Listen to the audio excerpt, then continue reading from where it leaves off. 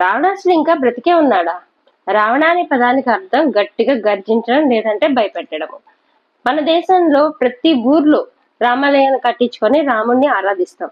అలాగే శ్రీలంక రావణాసుడి గుడి కట్టి రావణాసురుని పూజిస్తారు. ఆంధ్రప్రదేశ్లోని కాకినాడ జిల్లాలో కూడా రావణాసురుడి శ్రాద్ధ కర్మలు జరుపుతూ ఆయన కీర్తిని కొనియాడతారు. సముద్ర తీరంలో జాతరలు జరుపుకుంటారు. రావణాసురుడు జన్మించిన స్థలం బిస్రాయి. బిస్రాయిలో 42 అడుగుల శివలింగము, 6 అడుగుల రావణాసురుడి విగ్రహం ఉన్నాయి. మానసపుత్రుడైన పులస్త ప్రజాపతి కొడుకు విశ్రావణుడు గొప్ప తపస్వి. దైత్య రాజకుమారుడు సుమేలుడు కూతురు కైకసి. కైకసిని విశ్రావణుడికిచ్చి పెళ్లి చేయడానికి కారణము తెలివైన పరాక్రమవంతుడైన మనవుడు కావాలని చెప్పేసి విశ్రావణుడికిచ్చి పెళ్లి చేస్తాడు. ఒకసారి కైకసి అసుర సంధ్య వేళ విశ్రావణ్ణి తన కోరిక తీర్చమని అడుగుతుంది. కానీ అసుర సంధ్య వేళ అలా చేస్తే అసురులు జన్మిస్తారని ఎంత చెప్పినా పట్టుపట్టి తన కోరిక నెరవేర్చుకుంటుంది. అలాగే పెద్దగా గర్జన చేస్తూ 10 తలకాయలతో రావణాసురుడు జన్మిస్తాడు. 10,000 సంవత్సరాల బ్రహ్మకి కఠోర తపస్సు చేస్తాడు రావణాసురుడు. 1000 సంవత్సరాలు తన తలని అగ్నిలో పడేసి బ్రహ్మకి సమర్పిస్తాడు. చివరిగా తన తలను నరికేసుకునే సమయంలో బ్రహ్మ ప్రత్యక్షమవుతాడు. అప్పుడు నాకు అమరత్వం ఇవ్వమని చెప్పేసి కోరుకుంటాడు. గంధర్వులు, యక్షులు, కిన్నెరలు ఇంకా మిగతా జీవులు వేటితోనూ నాకు ప్రాణం పోకూడదు అని చెప్తాడు. ఒట్టి నరులు వానరుల పేరు చెప్పడు. అహంకారం ఉండేది రావణాసురుడికి. తన తాత పాలిస్తున్న పాతాళాన్ని ఆక్రమించుకుంటాడు. నగరానికి దాడికి వస్తున్నాడని తెలుసుకొని కుబేరుడు సరెండర్ అయ్యి లంకా నగరానికి పుష్పక విమానాన్ని కూడా రావణాసుడికి ఇచ్చేస్తాడు. ఒకసారి పుష్పక విమానంలో రావణాసుడు వెళ్తుండగా ఒక చోటు నుంచి పుష్పక విమానం ముందుకు కదలదు. అది కైలాస పర్వతము. ఎందుకు కదలట్లేదు అని తెలుసుకుంటే అక్కడ పరమశివుడు యోగ నిద్రలో ఉన్నాడు, అందుకని ఇక్కడి నుంచి ఏది కదలడానికి వీల్లేదు అని చెప్పి నందీశ్వరుడు చెప్తాడు. నందిని నువ్వు వానరుడిలా ఉన్నావని చెప్పేసి అవమానిస్తాడు. 10 తలలు 20 చేతులు. ఆ 20 చేతులతో కైలాస పర్వతాన్ని ఎత్తుతాడు. అప్పుడు శివుడికి కోపం వచ్చి తన ఒట్టి బొటన వేలుతో కైలాస పర్వతాన్ని నొక్కి పడతాడు. దాసుడి వేళ్లు అక్కడ ఇరుక్కుపోతాయి. ఆ బాధతో శివ స్తోత్రం చేస్తాడు.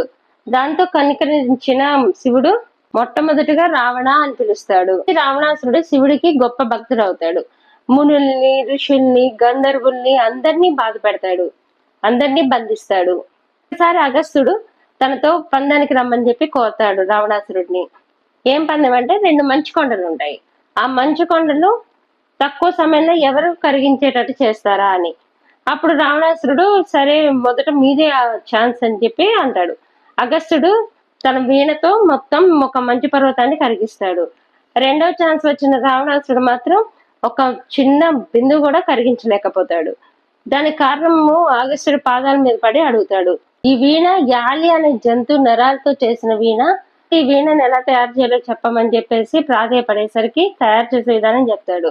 ఉత్తర వీణను తయారు చేస్తాడు. లోకంలో ఉండే మధుర అనే దేవకన్య శివుని దర్శించడానికి కైలాసానికి వస్తుంది. ఆ సమయంలో పార్వతీదేవి లేదు. దాంతో శివుడి మీద ఆకర్షణతో శివుని ఒక్కసారి పట్టుకుంటుంది. అదే సమయంలో పార్వతి అక్కడికి వస్తుంది. నువ్వు కప్పగా మారి ఒక బావిలో 12 సంవత్సరాలు ఉంటావు అని చెప్పేసి అంటుందన్నమాట. వెంటనే ఆమె కప్పగా మారిపోతుంది. 12 సంవత్సరాలు పూర్తయిన తర్వాత ఒక పాపగా మారుతుంది. పాప ఏడవడం మొదలు పెడుతుంది. దగ్గరలో తపస్సు చేసుకుంటున్న మయాసురుడు ఆ శబ్దం విని అక్కడికి వచ్చి ఆ పాపని తానే పెంచుకుంటాడు. ఆ పాపకి మండోదరి అనే పేరు పెడతాడు. అందంగా తయారవుతుంది.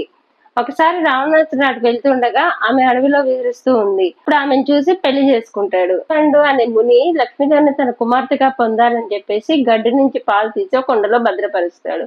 అలాగే రావణాసురుడు కూడా మునుల్ని, ఋషుల్ని చంపేసి వారి రక్తాన్ని ఒక కుండలో భద్రపరుస్తాడు. అసలు ఏం చేస్తాడంటే ఈ కుండలోని పాలని కుండలోని రక్తంతో మిక్స్ చేసేస్తాడు. చేసేసరికి అది విషపూరితంగా తయారవుతుంది. ఈ రావణాసురు అగత్యాలు తట్టుకోలేక మండోదరి ఒకసారి ఆత్మహత్య చేసుకోవాలనుకుంటుంది. దాన్ని సేవిస్తుంది. సేవించేసరికి ఆమె చావకపోగా గర్భవతి అవుతుంది. ఆమెకి ఒక అందమైన పాప పుడుతుంది. వచ్చి ఈ పాప వల్ల ఈ లంకా నగరానికి ముప్పు ఉంది అని చెప్పేసరికి ఆ పాపను ఒక బంగారు పెట్టెలో పెట్టేసి కురుక్షేత్ర భూమిలో బదిలిరమ్మని చెప్తుంది. రాముడు బ్రహ్మాస్త్రం ఉపయోగించి రావణాసురుని చంపుతాడు.